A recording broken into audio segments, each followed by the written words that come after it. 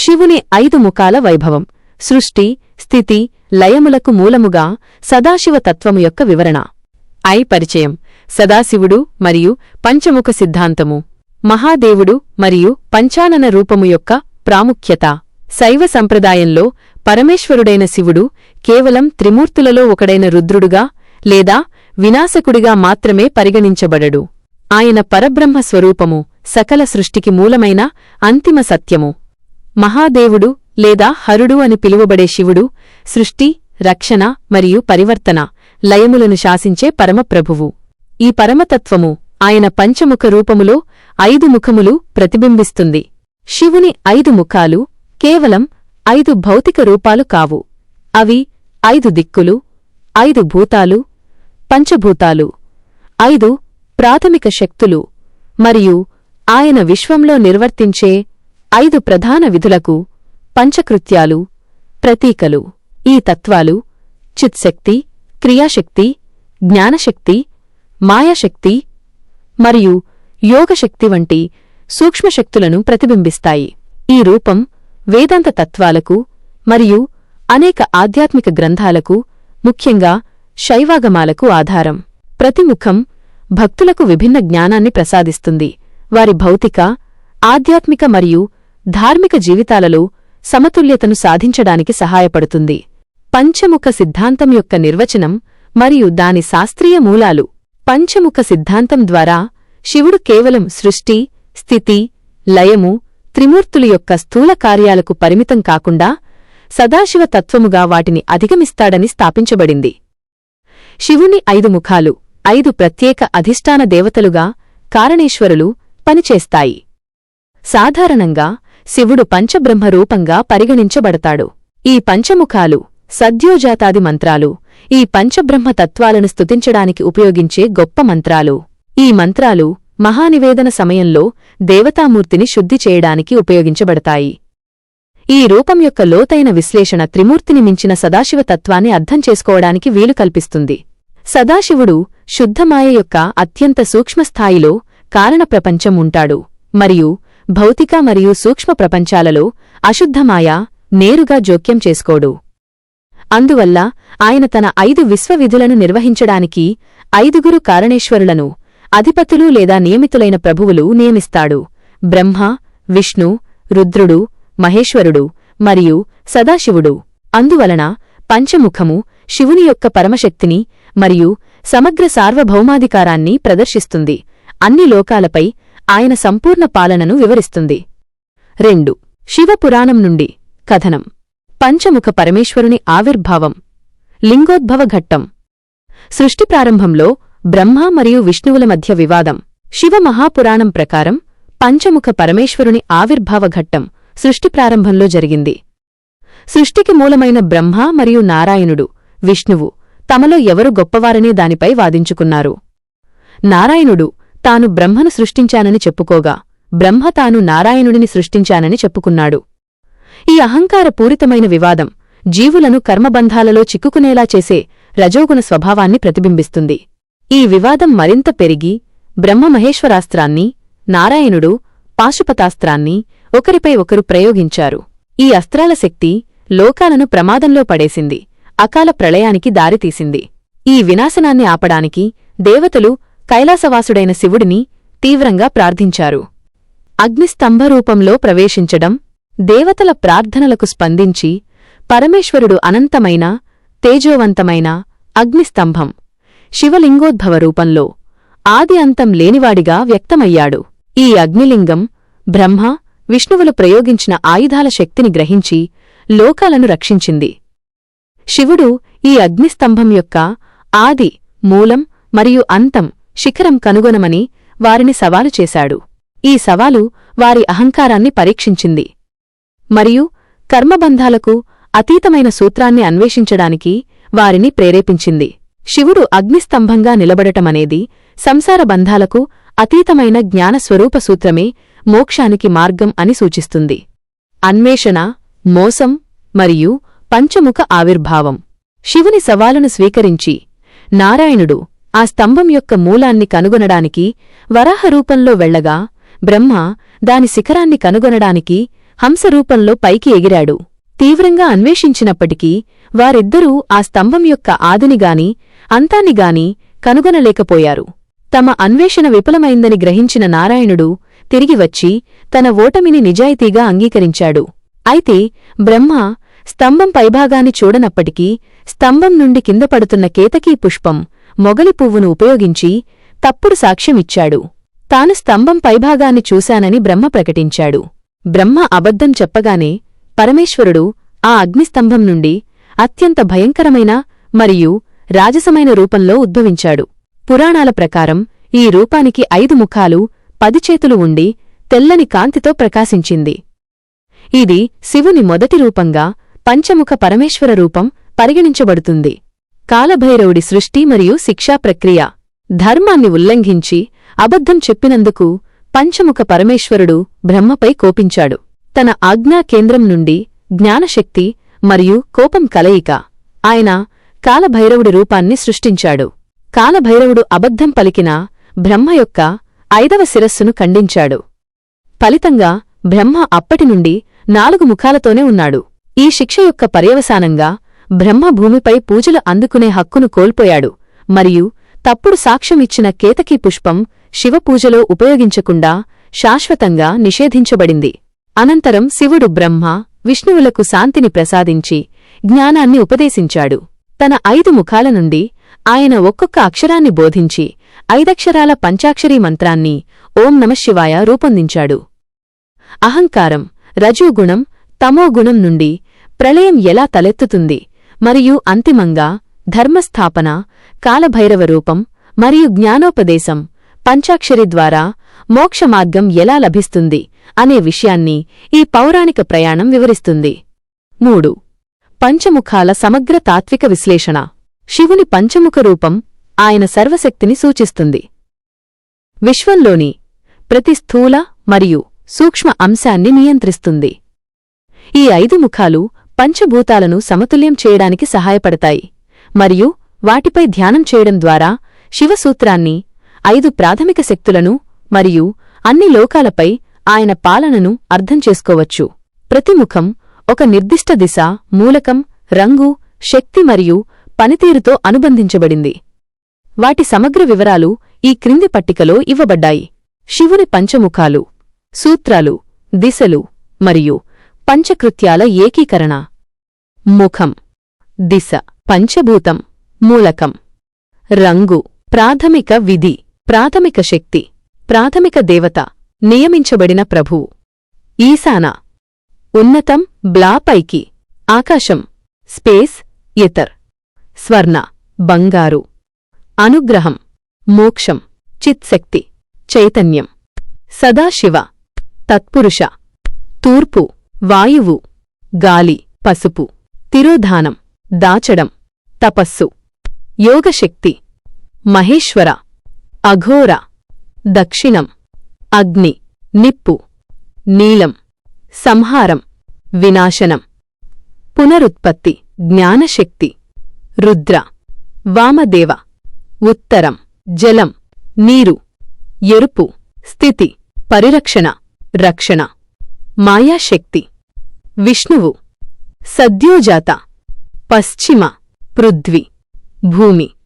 తెలుపు, సృష్టి, సృష్టించడం. క్రియాశక్తి, చర్య, సృష్టి. బ్రహ్మ.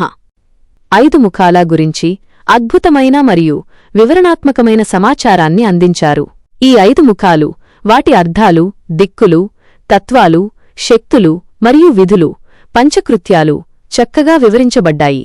తెలుగులో ఈ సమాచారాన్ని మరింత స్పష్టంగా మరియు సులభంగా అర్థమయ్యే విధంగా పట్టిక రూపంలో ఇక్కడ అందిస్తున్నాను. శివుని పంచముఖాలు, 5 ముఖాలు, స్థూల విభాగం. ఈ 5 ముఖాలు శివుని యొక్క 5 అంశాలను, సృష్టిలోని 5 విధులు, పంచకృత్యాలు మరియు 5 మహాభూతాలను సూచిస్తాయి. క్రాసం, ముఖం పేరు. దిక్కు, డైరెక్షన్, తత్వం, తాత్వా. వర్ణం, కలర్. శక్తి, శక్తి. విధి, ఫంక్షన్, కృత్య.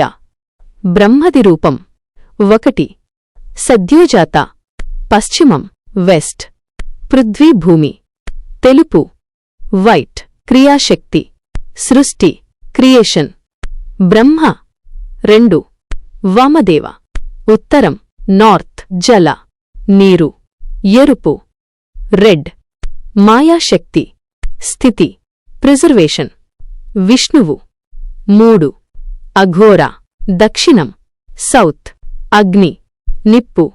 నీలం బ్లూ జ్ఞానశక్తి.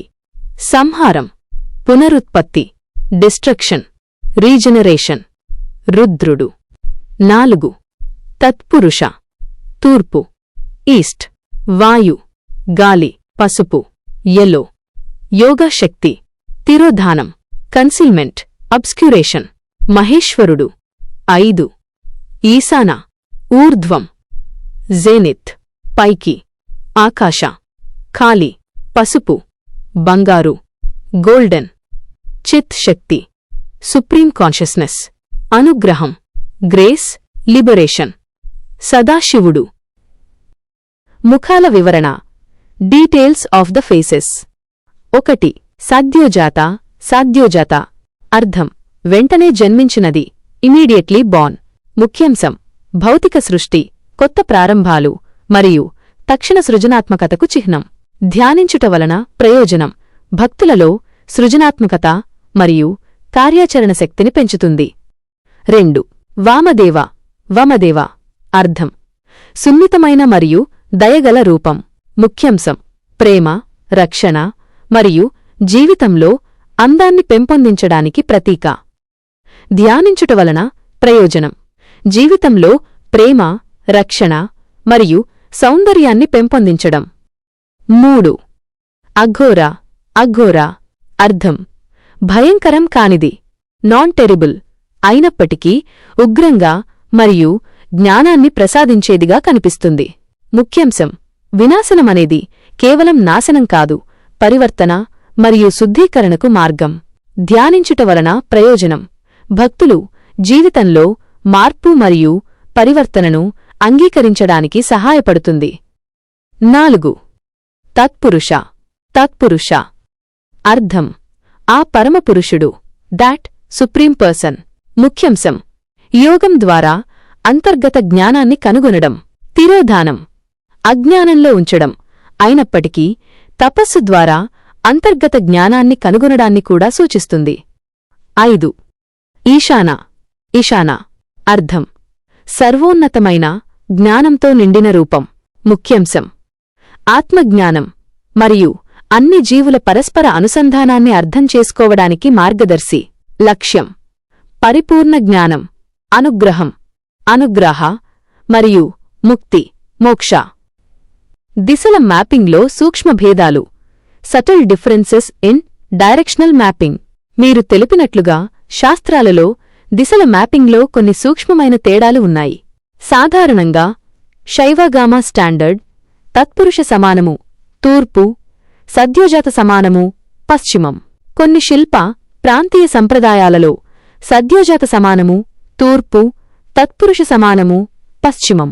ముఖ్య గమనిక ఈ దిశల మార్పు ఉన్నప్పటికీ పంచకృత్యాల సృష్టి స్థితి సంహారం తిరోధానం అనుగ్రహం యొక్క అంతిమ తాత్విక క్రమంలో ఎలాంటి మార్పు ఉండదు.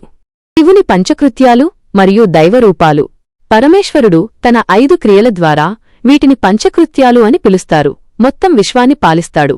ఈ విధులు స్థూలమైన సృష్టి స్థితి లయల నుండి సూక్ష్మమైన తిరోధాన అనుగ్రహం వరకు విస్తరించి ఉన్నాయి. 4.1 సృష్టి స్థితి సంహారం త్రిమూర్తులకు సంబంధించిన స్థూల విధులు. సృష్టి సృజన సద్యోజాత ముఖం ద్వారా బ్రహ్మరూపంలో క్రియాశక్తిని ఉపయోగించి ఆయన సృష్టి కార్యాన్ని నిర్వహిస్తాడు. ఇది విశ్వానికి భౌతిక రూపాన్ని ఇస్తుంది. స్థితి పోషణ వామదేవ ముఖం ద్వారా విష్ణువు రూపంలో మాయాశక్తిని ఉపయోగించి ఆయన సృష్టిని రక్షిస్తాడు. ఇది సమతౌల్యాన్ని మరియు క్రమాన్ని నిర్వహిస్తుంది.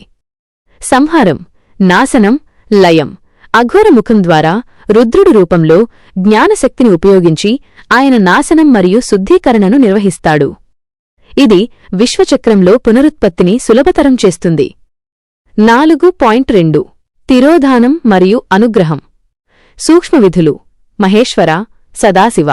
తిరోధానం దాచడం, అడ్డుకోవడం. ఈ విధిని తత్పురుషముఖం మహేశ్వరుడి రూపంలో యోగశక్తిని ఉపయోగించి నిర్వహిస్తాడు. తిరోధానం అంటే జీవి తన నిజస్వభావాన్ని తెలుసుకోకుండా కర్మబంధాలలో మాయ కింద కప్పి ఉంచడం. తిరోధానం కేవలం కప్పి ఉంచడం మాత్రమే కాదు, కర్మఫలాలను అనుభవించడానికి జీవిని కర్మరంగంలో ఉంచే శిక్షణాకాలం ఇది. ఈ కాలంలో జీవి పరిణతి చెంది జ్ఞానాన్ని పొందడానికి సిద్ధమవుతుంది. అందువల్ల ఇది అంతిమ అనుగ్రహానికి ముందు ఉండే కరుణామయమైన చర్య. అనుగ్రహం, దయ, విముక్తి. ఈశానముఖం సదాశివుడి రూపంలో చిత్శక్తిని ఉపయోగించి ఈ విధిని నిర్వహిస్తుంది. అనుగ్రహం జీవిని లౌకిక బంధాల నుండి విముక్తి చేసి మోక్షాన్ని ప్రసాదిస్తుంది. శివుణ్ణి 5 విధులు ఒక చక్రంగా పనిచేస్తాయి.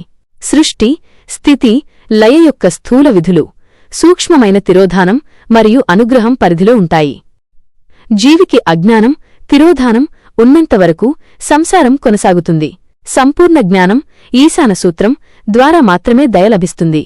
ఇది మోక్షానికి దారితీస్తుంది.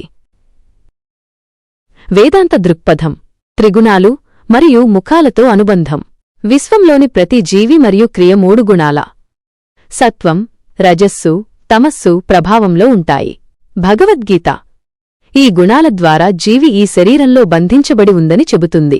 శివుని పంచముఖాలు మరియు వాటి కార్యకలాపాలు కూడా ఈ త్రిగుణాలకు సంబంధించిన తాత్విక అంశాలను కలిగి ఉన్నాయి. 5.1 త్రిగుణాల లక్షణాలు. తమోగుణం ఇది అజ్ఞానం, భ్రమ, సోమరితనం మరియు జడత్వాన్ని సూచిస్తుంది. శరీరమే నేను అని అనుకోవడం తమోగుణం యొక్క ప్రధాన స్వభావం.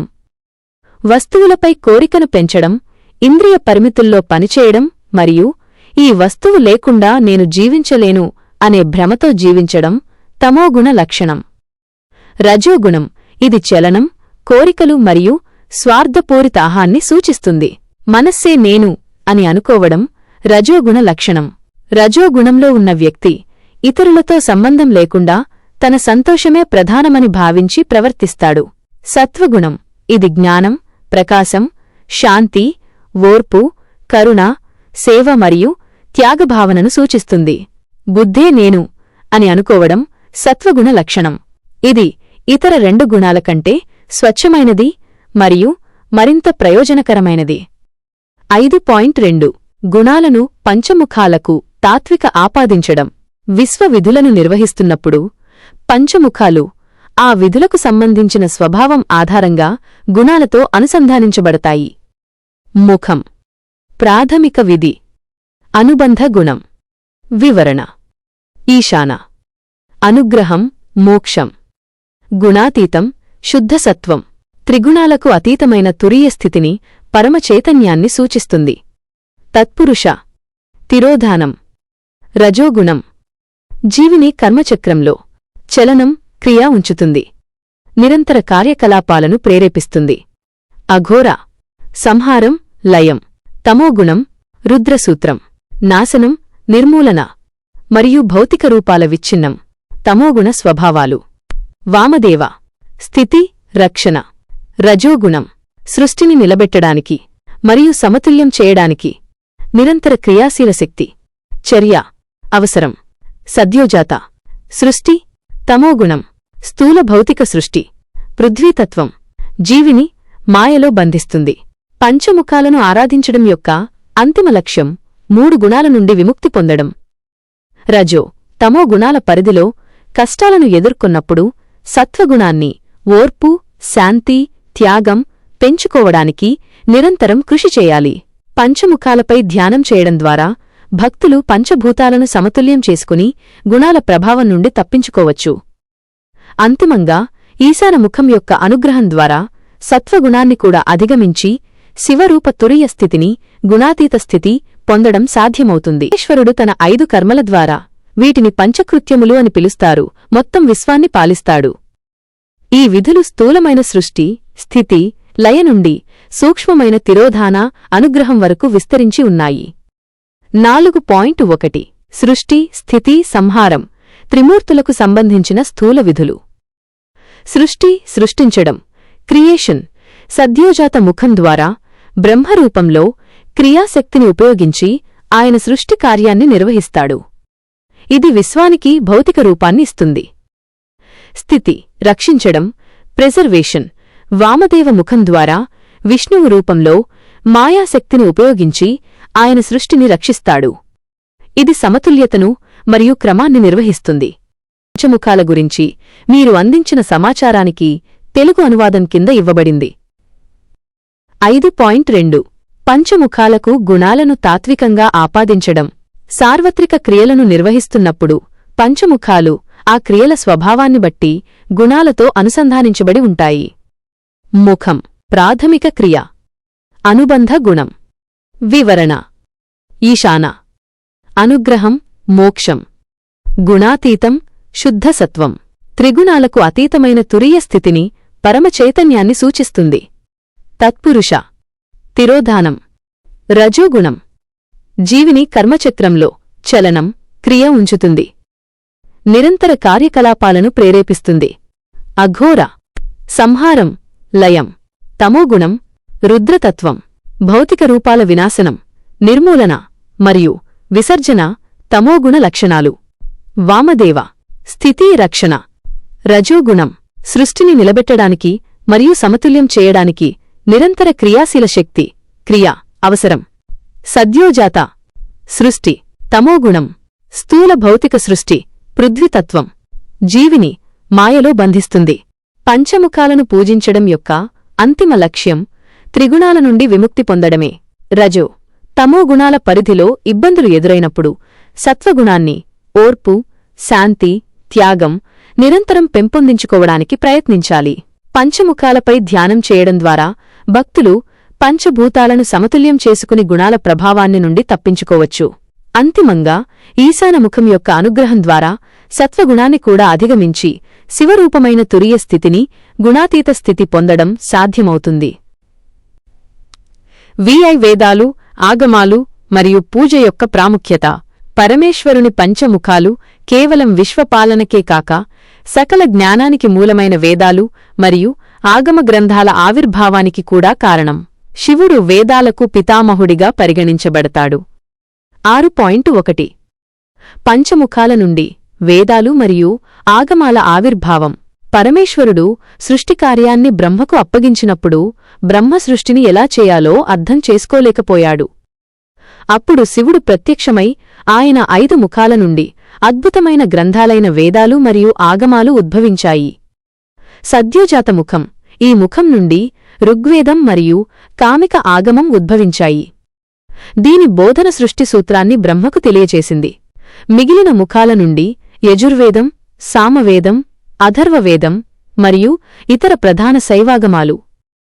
ఉదాహరణకు వామదేవ ముఖం నుండి వామదేవ ఆగమం, తత్పురుష ముఖం నుండి ఉత్తర కామిక ఆగమం మొదలైనవి ఉద్భవించాయి. ఈ జ్ఞానప్రవాహం శివుని సర్వజ్ఞతకు నిదర్శనం. 6.2 పంచబ్రహ్మ మహామంత్రాలు మరియు పంచాక్షరీ మంత్రం. పంచాక్షరీ మంత్రం. ఓం నమఃశివాయ అనే పంచాక్షరీ మంత్రం ఈ 5 ముఖాలను సూచిస్తుందని నమ్ముతారు. లింగోద్భవ ఘట్టంలో శివుడు బ్రహ్మకు మరియు విష్ణువుకు ఉపదేశించిన మంత్రం ఇదే. ఈ సందర్భంలో ఓంకారాన్ని నాదలింగం లేదా అక్షరార్థం లేని సూక్ష్మ ప్రణవంగా, నాదశక్తిగా పిలుస్తారు. పంచాక్షరీ మంత్రం స్థూల ప్రణవంగా పరిగణించబడుతుంది. పంచబ్రహ్మ మంత్రాలు శివ పూజలలో మరియు మహానివేదన సమయంలో సద్యోజాతాది పంచబ్రహ్మ మహామంత్రాలు ఉపయోగించబడతాయి. ఈ మంత్రాలను జపించడం 7 కోట్ల గొప్ప మంత్రాలను జపించిన ఫలాన్ని ఇస్తుందని గ్రంథాలు చెబుతున్నాయి. ముఖ్యంగా ఈశానముఖం నుండి స్వీయ ఆనందానికి సంబంధించిన 1 కోటి మంత్రాలు ఉద్భవించాయి. వీటిని ఊర్ధ్వామ్నాయ మంత్రాలు అంటారు. 6.3 పంచముఖ లింగపూజ యొక్క ప్రాముఖ్యత. శివుడిని పంచముఖ రూపంలో పూజించడం ప్రత్యేక ప్రాముఖ్యత కలిగి ఉంది. పంచముఖ లింగం పంచభూతాలను సమతుల్యం చేయడానికి మరియు పవిత్రతను పొందడానికి ఉపయోగించబడుతుంది. పంచముఖ లింగ పూజ, రుద్రాభిషేకం మరియు పంచముఖ హోమం వంటి కార్యక్రమాలను నిర్వహించడం ద్వారా భక్తులు గొప్ప శుభ ఫలితాలను మరియు ఆధ్యాత్మిక వృద్ధిని పొందుతారు. 5 ముఖాలను స్మరించడం ద్వారా భక్తులు తమ భౌతిక, ఆధ్యాత్మిక మరియు ధార్మిక జీవితాలలో సమతుల్యతను సాధించవచ్చు. 6.4 పంచముఖ రూపాలు ఉన్న ప్రసిద్ధ దేవాలయాలు. శివుని అద్భుతమైన పంచముఖ రూపమున్న అనేక ప్రసిద్ధ దేవాలయాలు ఉన్నాయి. శ్రీ కేదారేశ్వరస్వామి దేవాలయం, కేదార్నాథ్. శ్రీ కపాలేశ్వర దేవాలయం, చెన్నై. శ్రీ పంచముఖ లింగాల శివాలయం, మహారాష్ట్ర. శ్రీ పంచముఖ ఆంజనేయేశ్వర దేవాలయం, కంచి. ఈ ఆలయంలో శివుని శక్తిని ప్రతిబింబిస్తూ పంచముఖ హనుమాన్ పూజించబడతారు. హనుమంతుని 5 ముఖాలు వివిధ సూత్రాలను సూచిస్తాయి. 7. ముగింపు. శివతత్వంలో పంచముఖాల ఏకీకరణ. పరమేశ్వరుని పంచముఖ సిద్ధాంతం కేవలం పౌరాణిక కథలలో వివరించబడిన ఒక రూపం మాత్రమే కాదు. ఇది మొత్తం శైవతత్వానికి, వేదాంతానికి మరియు విశ్వపాలనకు మూలాధారం. శివుని పంచముఖాలు సృష్టిలోని ప్రతి అంశంపై ఆయనకు ఉన్న సంపూర్ణ అధికారాన్ని నిరూపిస్తాయి. ఆయన భౌతిక సృష్టి, సద్యోజాత, సంరక్షణ, వామదేవ, వినాశనం, అఘోర, అజ్ఞానం మరియు కర్మబంధాలు, తత్పురుష మరియు అంతిమ విముక్తి, ఈశాన. ఈ 5 స్థాయిలలో ఏకకాలంలో పనిచేసే సర్వోన్నత దైవం. లింగోద్భవ కథ ద్వారా స్పష్టం అయినట్లుగా అహంకారం మరియు అజ్ఞానం, రజో, తమో గుణాలు విశ్వానికి హాని కలిగించినప్పుడు శివుడు పంచముఖ పరమేశ్వరుడిగా వ్యక్తమై ధర్మాన్ని నిలబెట్టి జీవులకు మోక్షమార్గాన్ని పంచాక్షరి బోధిస్తాడు. పంచభూతాలను మరియు త్రిగుణాలను నియంత్రించే ఈ పంచముఖాలు జీవికి బంధం నుండి మోక్షం వరకు ఉన్న ప్రయాణాన్ని వివరిస్తాయి. పంచముఖ శివునిపై ధ్యానం చేయడం ద్వారా భక్తులు శివతత్వం, పంచభూతాలు, 5 ప్రాథమిక శక్తులు మరియు సకల లోకాలపై ఆయన పాలనను సమగ్రంగా అర్థం చేసుకోగలరు. ఈశానముఖం ద్వారా లభించే అనుగ్రహం అంతిమ లక్ష్యం. దానిని సాధించడానికి భక్తులు మిగిలిన 4 ముఖాలు సూచించిన మార్గాలను అనుసరించాలి. క్రియ, సంరక్షణ, శుద్ధీకరణ మరియు అంతర్గత తపస్సు, సద్యోజాత, వామదేవ, అఘోర, తత్పురుష. ఈ విధంగా శివుని పంచముఖ రూపం సంసారంలో సమతుల్య జీవితాన్ని గడపడానికి మరియు అంతిమంగా మోక్షాన్ని పొందడానికి ఒక మార్గదర్శిగా నిలుస్తుంది.